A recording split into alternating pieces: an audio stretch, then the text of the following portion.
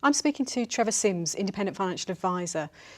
Trevor, I've been building up capital in my pension scheme now for many years, but I now want to start withdrawing an income as I'm planning on retiring in the next few months. So what options do I have? Actually, you've got quite a few options now. The pension freedom legislation would permit you to take all of the capital out in one go if you chose to do that. However, for most people, that's not a very clever option. For most people, the realistic options are either the traditional annuity or the flexible access drawdown. In either case, you can still take the tax-free lump sum when you start the pension.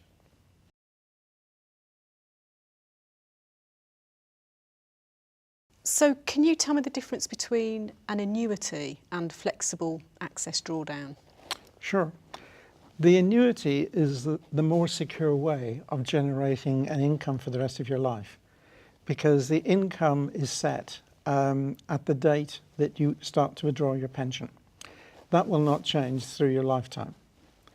You can also build into that things like a widow's benefit, a guarantee that the pension will be paid for a minimum number of years, even if you weren't to survive for that period. That would help protect your family. Or indeed, you can build in an increase each year to help offset inflation. Unfortunately, each of these additional benefits that you add in means that the initial income you receive will be lower.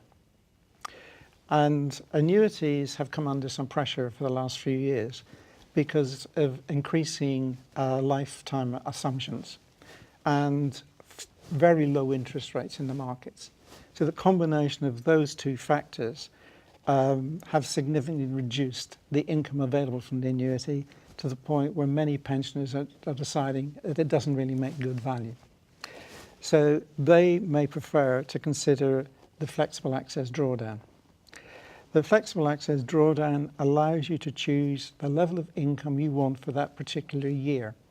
It's not set up in advance. You can adjust it in terms of your requirements for that particular year.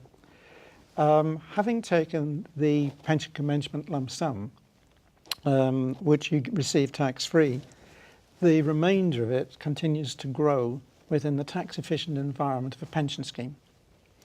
However, that means that the returns cannot be guaranteed because your investments will still be linked to the financial markets.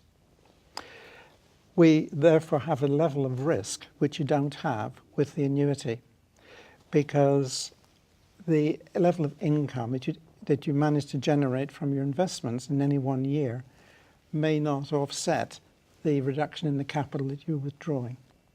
You therefore have to take on board the additional level of risk involved with the flexible access drawdown in comparison to the more secure annuity option.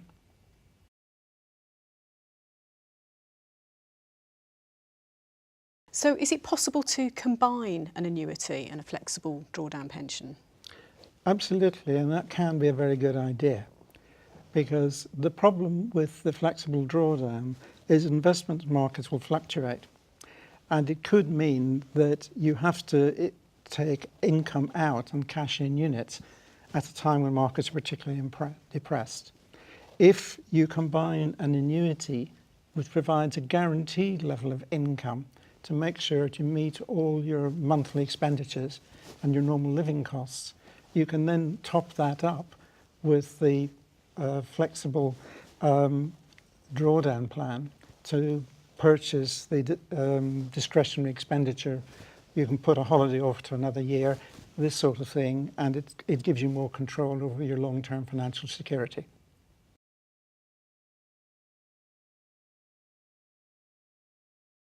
So I've never really taken an active interest in the pension scheme that my employer set up for me. So how's this going to change if I choose to opt for a flexible drawdown pension? Well, if you adopt a flexible drawdown pension, you have to be aware that any form of money purchase pension scheme is simply an investment portfolio with certain tax concessions. So the portfolio within the pension scheme is what will determine the long-term performance and your long-term financial security. So it's important that that is constantly monitored to ensure you're getting the best possible returns for the level of risk you're prepared to accept in the plan.